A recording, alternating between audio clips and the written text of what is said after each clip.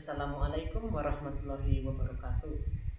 Kami dari kelompok 3 dan di sini kami akan membawakan materi tentang jenis ancaman IT dan kasus cybercrime. Sebelum lanjut, saya akan membacakan nama anggota-anggota kelompok kami, yakni ada Marlia Larastriani, Ciko Jaki Junior, Nurlaila Nishifu Robiah, dan Muhammad Adaan Brian Pratama. Baik, mari kita langsung lanjut ke pembahasan.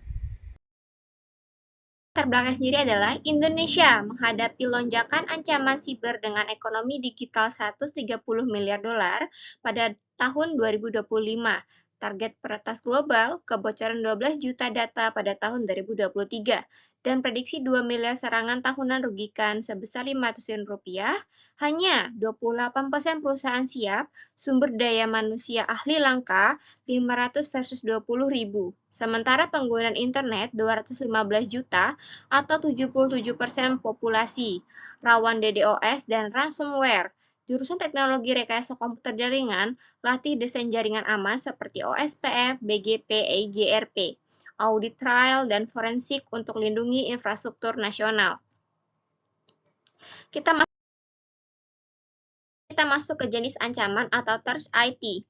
Ancaman IT didefinisikan sebagai potensi bahaya yang dapat merusak atau mengganggu operasi TI, termasuk malware yang menginfeksi perangkat, phishing yang menipu pengguna untuk membocorkan kredensial, kemudian ada DDoS yang membanjiri server hingga lumpuh, serta insiden terus dari karyawan tidak sengaja atau sengaja. Klarifikasi ancaman IT utama terbagi menjadi 3 kategori, yaitu teknis seperti virus dan ransomware yang menyerang perangkat lunak, faktor manusia berupa kesalahan operator seperti klik link phishing, serta ancaman alam seperti bencana gempa yang merusak pusat data.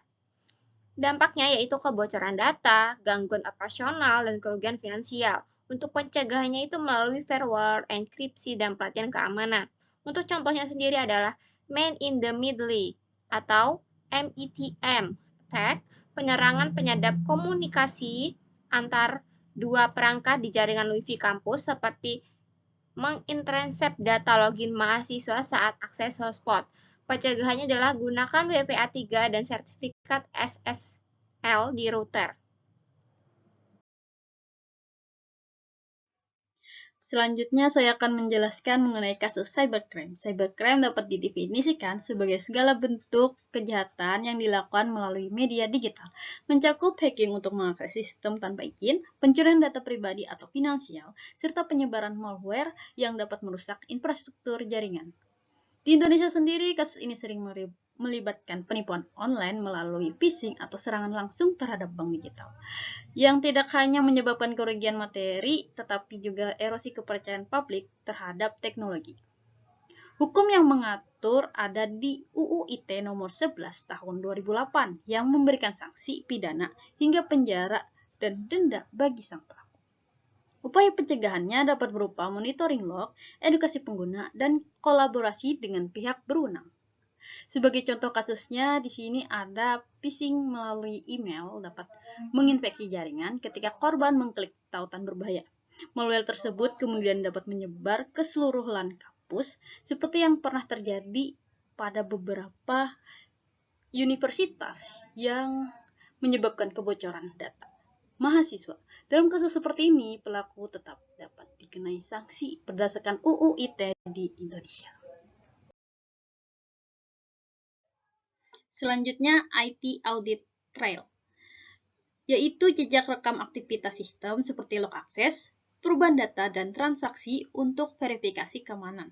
Berfungsi untuk mendeteksi anomali, memastikan kepatuhan, dan mendukung investigasi.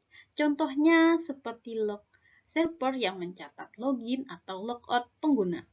Dapat diimplementasikan menggunakan alat seperti CIEM, Security Information and Event Management, untuk menganalisis secara otomatis. Bermanfaat untuk mengurangi resiko fraud dan meningkatkan transparansi dalam organisasi. Contohnya seperti firewall logs. Catatan aturan firewall yang diterapkan seperti memblokir IP API yang mencurigakan untuk verifikasi keamanan jaringan internal perusahaan. Selanjutnya ada real-time audit. Yang pertama, real-time audit adalah proses audit IT yang dilakukan secara langsung dan kontinu, bukan retrospektif untuk mendeteksi masalah segera. Kedua, teknik. Monitoring live seperti alert otomatis pada anomali jaringan atau transaksi yang mencurigakan. Kemudian, keunggulan. Respons cepat terhadap serangan ancaman. Mengurangi downtime dan memenuhi standar seperti ISO 27001. Contohnya, intrusion detection di firewall. Sistem seperti pfSense yang alert real-time pada upaya hacking ke router. Digunakan dalam proyek simulasi jaringan aman. Ada IT Forensics. 1. IT Forensics adalah disiplin investigasi digital untuk mengumpulkan analisis dan pelestarian bukti elektronik dari kejahatan cyber. Yang kedua, proses identifikasi, pengumpulan data, hard drive, log jaringan, analisis, dan presentasi di pengadilan yang memenuhi standar hukum seperti Undang-Undang ITE Nomor 11 Tahun 2008. Dan 3. Alat software seperti Incase, Autopsy, FTK Imager, atau Cellbrite digunakan untuk recovery data terhapus, ekstraksi RAM pada live forensics, dan analisis log Wi-Fi tanpa modifikasi bukti, mendukung investigasi real-time pada perangkat aktif.